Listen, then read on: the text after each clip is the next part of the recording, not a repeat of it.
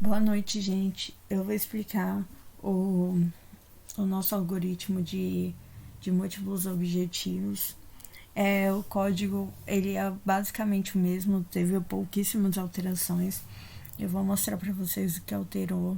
Ele começa do mesmo jeito com start. A única alteração na hora de enviar uma URL, fazer uma requisição, foi que a gente adicionou esse parâmetro NSGA, e que é igual a true, ele pode ser true ou false, né? Agora eu vou mostrar para vocês a única diferença que ele teve quando ele vai para o método principal de evolução dos indivíduos. Foi a única diferença. O método continua sendo recursivo, só que ele teve duas alterações, que foi aqui, quando ele chega na parte de parada, né? E esse if aqui, ó. O que seria esse if? Esse if seria o parâmetro, né, que a gente adicionou. Ele verifica se esse parâmetro foi igual a true. Se o parâmetro for igual a true, ele usa o NSGA, que esse é o algoritmo de análise multicritério para a evolução da população. Esse algoritmo, a primeira coisa que ele faz é criar os grupos de dominância. O que seria isso? Os grupos de dominância, eles são divididos em 3 grupos. São divididos em dominados.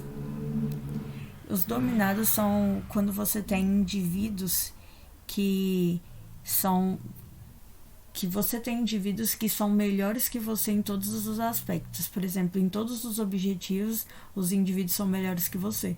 Então, você é dominado.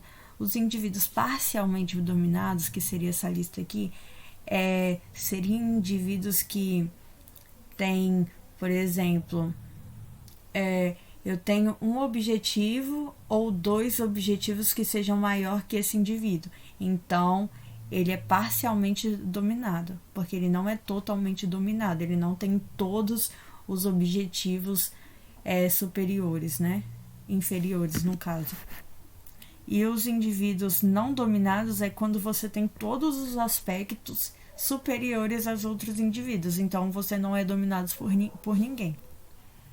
E tem os indivíduos que são inválidos, os indivíduos que ultrapassam o limite. Esses indivíduos, eles podem ser passados, vão continuar, só que eles vão ser penalizados. Aqui tem os ifs, que são para verificar em qual lista que ele vai cair, se vai ser indivíduos inválidos, não dominados, ou parcialmente dominados, ou totalmente dominados.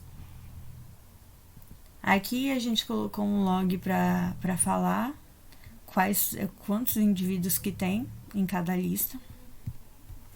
E aqui ele vai adicionar na lista. A gente pode ver que está adicionando por ordem, por exemplo, não dominados, depois parcialmente dominados e dominados. A lista vai ficar seguindo esse padrão.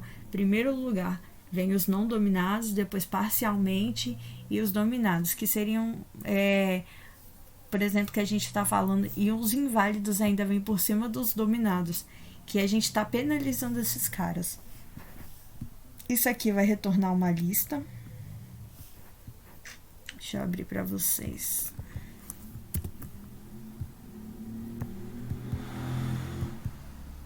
Aqui. E aí, o que a gente vai fazer agora? A gente vai calcular a frente Pareto. E a gente vai utilizar esse calcule crown de distância, que a gente só vai calcular a distância de cada indivíduo pela utilidade e pelo custo. Aqui, ó, é possível ver que é pela utilidade, aí vai fazer um for, que vai calcular a distância, vai calcular o delta da utilidade e o delta do custo desses indivíduos. Vai calcular um por um. E aí ele vai pegar a distância maior e vai retornar essa distância maior. Por quê? Eu vou mostrar para vocês. Aqui a gente colocou Isso, ó, calcula a distância entre os indivíduos nos objetivos, que os objetivos seriam a utilidade e o custo.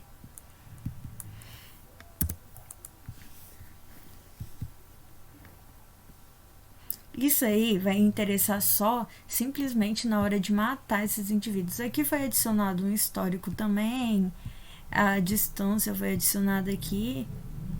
Isso vai interessar mesmo é na hora de matar esses indivíduos. Por quê? Na hora de matar esses indivíduos, a gente até colocou assim, ó, elimina o método da população de dominância como o primeiro critério e pela distância entre eles sendo o segundo critério. Foi o que a gente colocou ali.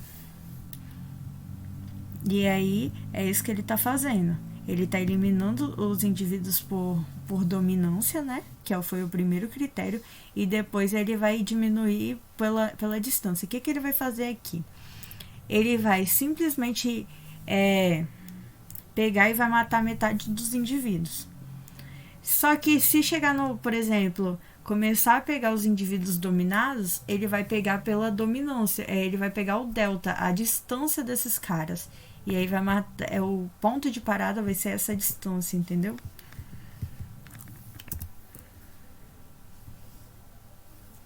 Aí ele vai continuar fazendo isso, né? Enquanto em todas as gerações, até ele chegar no ponto de parada, que eu vou mostrar para vocês agora. O ponto de parada dele vai ser o mesmo. Chegou na geração total, a geração atual for maior que a geração total, ele chegou no ponto de parada. Aí ele faz um if também. Não tenho os coisas aqui, mas como está na mesma linha, ele entra então nesse cara. Se o parâmetro NSGA estiver marcado como true, ele faz um find result com NSGA. E que seria isso? Ele simplesmente vai fazer vai fazer um método de borda e o método HP. Como que ele calcularia esse método de borda e o método de HP? Vou abrir aqui para vocês. O método de borda, ele simplesmente ele soma por preferência, que seria o custo e a utilidade. Ele ordena os indivíduos pela utilidade por custo, que são os nossos objetivos, né? E quem fica o primeiro, ele dá a nota 1 e vai somando essas notas. E aí, quem ficar com a menor nota é o melhor indivíduo, digamos assim, né? E o método de HP, eu vou abrir ele aqui.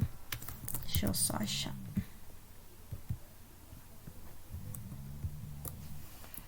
E o método HP, ele já faz de uma forma diferente, ele ordena a partir de uma matriz. Aqui, a gente colocou o que seria uma nota para as utilidades e o custo, né, no caso. E que é de 1 a 5, ó, utilidade e custo. E aí, quando você dá nota nessas coisas, baseada na matriz que ele vai montar aqui, que ele faz a partir de uma matriz, ele vai fazer o cálculo,